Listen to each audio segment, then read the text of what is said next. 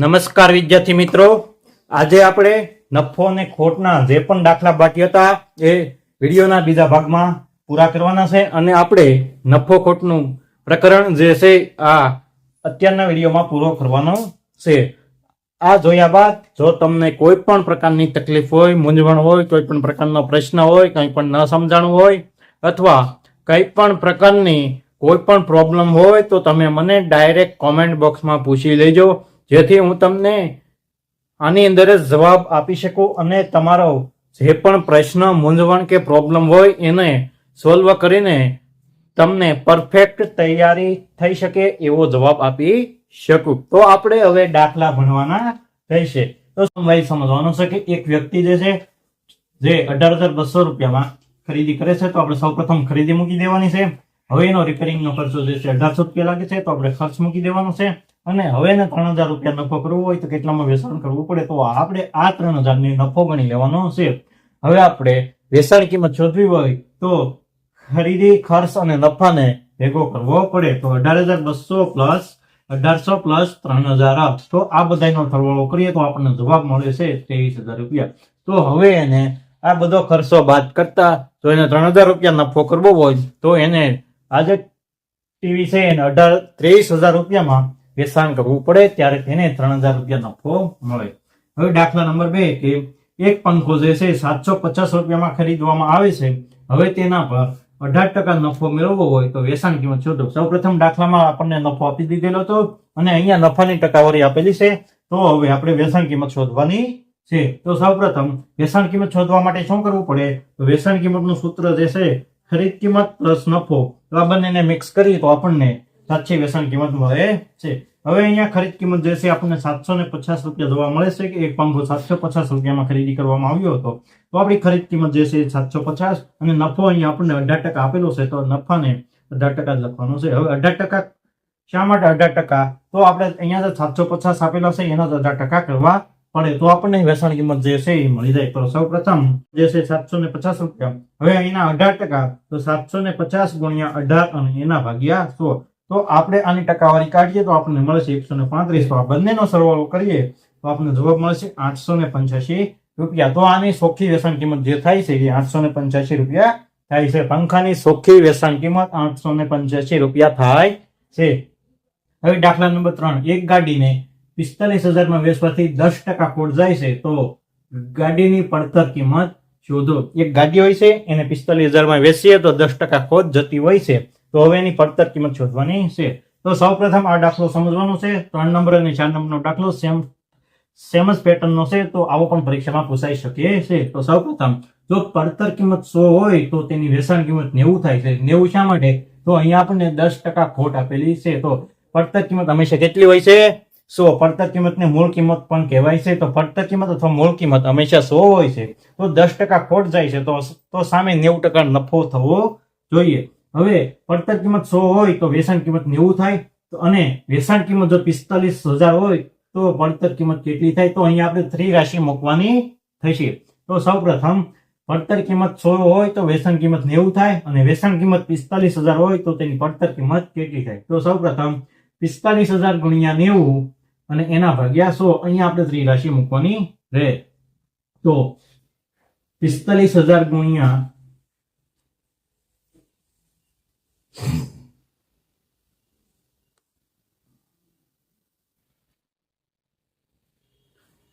હવે આપણને અહીંયા કીધેલું છે કે પડતર કિંમત જો 100 હોય તો તેની વેચાણ કિંમત 90 થાય છે અને વેચાણ કિંમત 45,000 હોય તો તેની પડતર કિંમત એટલે કે મૂળ કિંમત કેટલી થાય? તો આપણે આને 3 રાશિ મૂકવી પડે. તો 90 એ 45,000 હોય તો 100 એ કેટલા થાય? તો 45,000 ગુણ્યા 100 ને એના ભાગ્યા 90, તો આપણને ચોખ્ખી જે વેચાણ પડતર કિંમત જે છે આપણને 50,000 રૂપિયા મળે છે. તો આ ગાડીની 10% ખોટ જાય છે તો તેની પડતર કિંમત 50,000 હોય છે. હવે દાખલા નંબર 4, એક વસ્તુને 300 માં વેચવાથી 25% ખોટ જાય છે, તો તેની પડતર કિંમત અથવા મૂળ કિંમત જણાવો. 3 નંબરનો દાખલો પણ આવી રીતના હતો કે આટલામાં વેચવાથી આટલું જાય તો તેની પડતર કિંમત જણાવો. હવે કોઈ પણ એક વસ્તુ છે એને 300 રૂપિયામાં વેચીએ તો આપણને 25% ખોટ જાય છે, તો તેની પડતર કિંમત કેટલી થાય. તો 25% ખોટ છે તો સામે 75% નફો હોવો જોઈએ. હવે અહીંયા વેચાણ કિંમત જો આપણે 75 રાખીએ તો તેની પડતર કિંમત જે છે એ 100 થાય, અને વેચાણ કિંમત જો 300 હોય ત્યારે તેની પડતર કિંમત કેટલી થાય. તો સૌપ્રથમ આપણે વેચાણ કિંમત 75 રાખવાની છે અને પડતર કિંમત જે છે એ મૂળ કિંમત ગણાય છે તો તેને 100 કહેવાય છે. તો વેચાણ કિંમત 300 હોય ત્યારે પડતર કિંમત કેટલી થાય, તો અહીંયા પણ ત્રિરાશિ મૂકવી પડે. તો 300 ગુણ્યા 100 એના ભાગ્યા 75, તો આવી રીતના ત્રિરાશિ મૂકવી પડે. તો આ બધાનો આપણે ગુણાકાર અને ભાગાકાર કરીએ તો આપણને અંતિમ જવાબ મળે છે 400 રૂપિયા. તો આપણે તેની પડતર કિંમત એટલે કે મૂળ કિંમત જે છે એ 400 રૂપિયા થાય છે. એ છે કે રામુ 500 ની એક વસ્તુ શ્યામને 20% નફાથી વેચે છે. શ્યામ તે વસ્તુ મોહનને 10% નફાથી વેચે છે. તો મોહનની પડતર કિંમત એટલે કે મૂળ કિંમત કેટલી થશે? પડતર કિંમત એટલે કે મોહનને કેટલા રૂપિયા ચૂકવવા પડ્યા હશે. તો સૌપ્રથમ આપણે રકમ મુજબ જ દાખલો ગણવાનો થશે. તો સૌપ્રથમ રામુની જે પડતર કિંમત જે છે એ આપણને 500 રૂપિયા આપેલી છે. હવે એમાં શું કીધું કે શ્યામને 20% નફાથી વેચે છે. તો આપણે 500 ના 20% એટલે કે 100 રૂપિયા એ 20% નફો મેળવવો પડે. તો 500 ને 100 રૂપિયા આપણે ભેગા કરીએ તો આપણને મળે છે 600 રૂપિયા. જે 600 મળે છે એ આપણી શ્યામની પડતર કિંમત ગણવાની રહેશે. હવે મોહનને 10% નફાથી વેચે છે તો 600 ના 10% આપણને 60 મળે છે. તો શ્યામની પડતર કિંમતમાં 10% નફો આપણે એડ કરીએ તો આપણને જે જવાબ મળે છે 660 મળે છે. તો મોહનની પડતર કિંમત જે છે 660 હોય છે. તો મોહનને શ્યામને 660 રૂપિયા ચૂકવવા પડ્યા હશે. તો મોહનની પડતર કિંમત એ 660 થાય છે.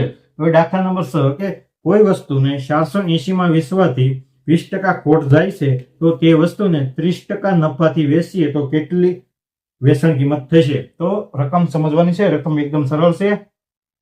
કોઈ વસ્તુને 480 માં આપણે વેચીએ તો આપણને 20% ખોટ જાય છે. હવે તે જ વસ્તુને 30% નફાથી વેચીએ તો આપણે તેની વેચાણ કિંમત કેટલી થાય એ શોધવાની છે. તો સૌપ્રથમ કોઈ એક વસ્તુ છે એને આપણે 480 રૂપિયામાં વેચી દીધી છે. હવે એમાં 20% ખોટ જાય છે. તો વેચાણ કિંમત જ્યારે 80 હોય, 80 શા માટે? તો અહીંયા આપણને 20% ખોટ જાય છે. તો મૂળ કિંમત જે 100 હોય છે તો આપણે એમાંથી 20% ખોટને બાદ કરવાની છે. તો આપણી વેચાણ કિંમત જે હોય છે 80 થાય છે ત્યારે તેની પડતર કિંમત 100 હોય છે. જ્યારે મૂળ કિંમત 100 હોય ત્યારે તેની વેચાણ કિંમત 80 થાય છે. તો વેચાણ કિંમત 480 રૂપિયા હોય તો તેની પડતર કિંમત કેટલી થાય એ શોધવાનું છે. તો સૌપ્રથમ ત્રિરાશિ મૂકવી પડે કે 480 ગુણ્યા 100 અને એના ભાગ્યા 80.